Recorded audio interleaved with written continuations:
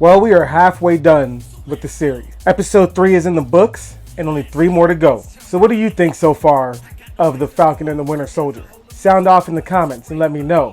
But for me, though I'm enjoying every episode so far, it doesn't have me looking forward to the next one. But that's not necessarily a bad thing. However, will the addition of a previous Marvel villain boost this series to where it needs to go? Let's talk about it. I'm on that real shit. Drew be on that real shit. I'm on that real shit. Drew be on that real shit. I'm on that real shit. Who be on that real shit? I'm on that real shit. Who be on that real shit? I'm on that real shit. Drew be on that real shit. I'm on that real shit. Drew be on that real shit. I'm on that real shit. Who be on that real shit? I'm on that real shit. Real talk. What's good, everyone? It's your boy Token Drew. And today on Drew's Reviews, I am talking about episode 3 of The Falcon and the Winter Soldier, entitled Power Broker, which is a character from the Marvel Comics, but I'm not going to sit here and front you guys. I never really read the ground level shit that much, so I just know it's a character from the Marvel Comics. So the episode begins with a commercial for the Global Repatriation Council for those who were snapped back. And just like WandaVision, this is exploring some more consequences of the snaps. You know, you have people who are now displaced because 5 years went on. And I do really enjoy that both series kind of have that similar conversation, because half the world's population vanishing and then reappearing is, it's always going to be a big talking point. So I'm glad that that wasn't just something that happened and they moved along with it. We see that the John Walker Captain America, aka US Agent, he rolls with the GRC as a kind of hit squad.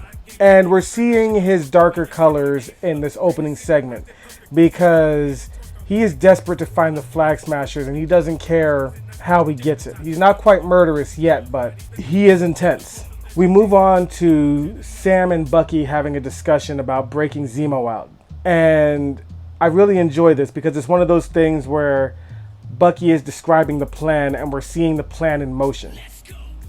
And initially, when Bucky goes to meet up with Zemo at the German prison, the conversation they have is pretty cool because Zemo just comes right out the gate trying to use those trigger words for Bucky to make him go into the Winter Soldier, but Bucky's been fixed ever since his stay in Wakanda. So Zemo's breakout, it was really, really cool. However, now that he's out, I have definite Bruce Wayne vibes from Justice League. I can see that he is trying to emulate Ben Affleck's Bruce Wayne in his performance, and it's not bad, but he just doesn't have that drip.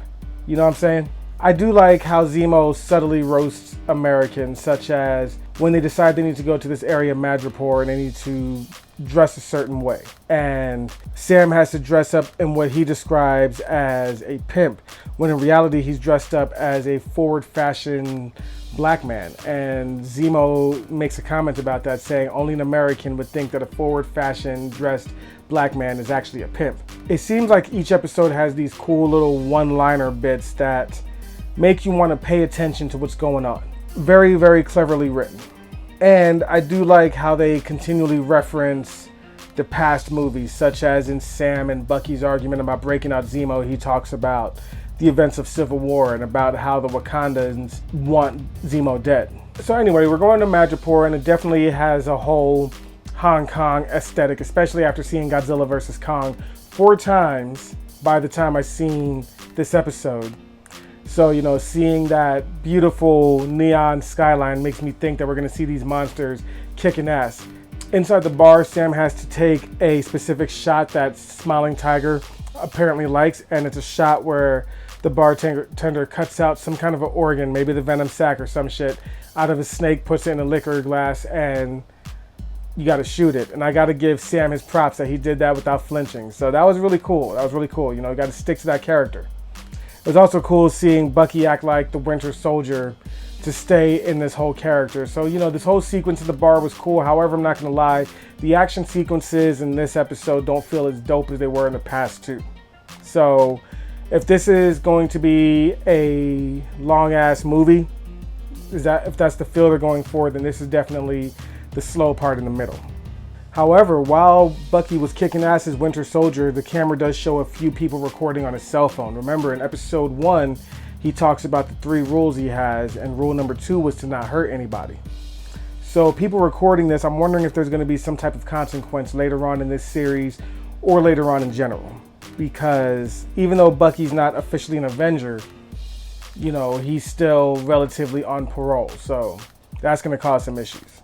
The trio of Zemo, Sam, and James Bucky, they go to meet up with this character named Selby, who I don't really recognize from the comics. You know, I think it's just some random character to be killed, because that's exactly what happens. You know, she talks a big game, talks big shit, and then she gets killed. And when she gets killed, text messages go throughout everyone in Madripoor saying that there's a bounty of, I don't know, maybe it was $1 billion. The dollar amount was weird because it had a 1, some kind of a B, and a K. So I'm not sure exactly how much it was, but apparently enough to where this segment has John Wick 2 energy, where everybody is now hunting the main trio. So it turns out the person that shot Shelby was Sharon Carter from the previous Captain America movies. So that was pretty cool seeing her come back. And that actress still looks the damn near exact same as she did years ago when she was first Sharon Carter. And hell, even years before that when she appeared on the show Revenge. My fiance used to love watching that show. Too much drama for me. That shit was thick. So Sharon Carter now, she's all types of a sassy pants. It's kind of funny, you know. She's low-key roasting James and Sam, and she's, you know, annoyed because she had to be on the run ever since she got Cap's shield and Sam's wings back from the government. She had to be on the run, which is why she ended up in Madripoor. Sharon Carter is pretty much a badass in this, though. I'm not gonna lie, I really do enjoy how she comes back just kicking ass, and I can definitely appreciate a badass woman. Hell yeah. They have a mission to go find Dr. Nagel. Dr. Nagel is who was able to recreate the super soldier serum. When they find him in the shipping yard with a whole bunch of shipping containers, he dumps a bunch of exposition on them, you know, as you do, and ends up getting killed by Zemo. I do like how Dr. Nagel does make a Letterkenny reference when the heroes are talking about, hey, you need to help us stop this, and he's like, not my pig, not my farm. Not my pig, not my farm. I've only ever heard that phrase on Letterkenny, so I'm going to say that's a Letterkenny reference. Deal with it. If you got a problem with me, and I suggest you let that one marinate. So later on in the episode, we finally link up with the Flag Smashers. And, you know, they have a very Robin Hood-esque feel to them. They're trying to steal these supplies from people who are just hoarding them. And for a minute, you're like, okay, man, they don't really feel like all that bad at people, honestly, you know. Carly wants to be a teacher. You know, they're sad that one of their people died. I mean, they seem like humans. And then she blows up a building that happens to have the guards that they tied up to steal the supplies from, saying that that's the only language that these people understand. And you're like, damn it, y'all really are villains. You know? The episode ends with Sharon bringing the trio up to the high point of Madripoor. It's a safe house that they can go to. But Bucky notices a couple of these silver balls laying around. So he tells the other two he's going to take a walk. And he ends up following the trail of these balls. Turns out that there's some kind of tracking device left by one of the Dora Milaje from Black Panther. And that's how the episode ends, because she says, I'm here for Zemo. Because of course they want to kill Zemo because he was the cause of King T'Chaka dying in Civil War. So overall, it had pretty good pacing and sets. Each episode moves up to me, it gets bigger and better. But I felt like the action on this one was not as heavy and impressive as the action in the past two. However, I do appreciate Sharon Carter coming in and kicking ass. So hell yeah. I'm going to give this episode a B. You know, I'm not going to lie. At this point in WandaVision, when we were at the halfway point by episode 4, I was like hooked. There were so many theories going all around. This one, the only theory going around is who is the power broker? And I mean, a lot of people think it could be Sharon Carter, especially the way that she got into this car after the episode. Well, after the guys drove off. The way that she got into this car after the guys drove off definitely seemed like there's more to her than meets the eye. But we saw what happened last time we theorized for a Disney Plus show. So to hell with it, I'm just along for the ride. So we got episode 4 next week. I'm going to try and start doing my Mortal Kombat reviews. Not gonna lie, with this new job, it's a bit difficult because I'm exhausted by the time I get off. But that's not your problem. But either way, you know, I'm gonna keep on coming with some type of content. But until then, I'm your boy Token Drew. Live up, smoke out, game on. I'm out this bitch. Thanks for watching. Peace. But that's the big picture. Let's get down to street level. Try to put a wall over everyone's eyes. I be blind, still go daredevil. All these niggas think they so special. Everybody claim they a trap boss. Every chick think they the baddest bitch. Guess my real last here to piss you off. Everybody in the hood is slanging pounds. Who the hell is buying? Where the fuck the business? Honey, you may think you the baddest broad, but you just a story. Yo, nigga, I hit it dope when you make out the fire ganj. In the end, it's all just weed. Shorty, you may get the bomb his head, but you ain't the first one to give it to me.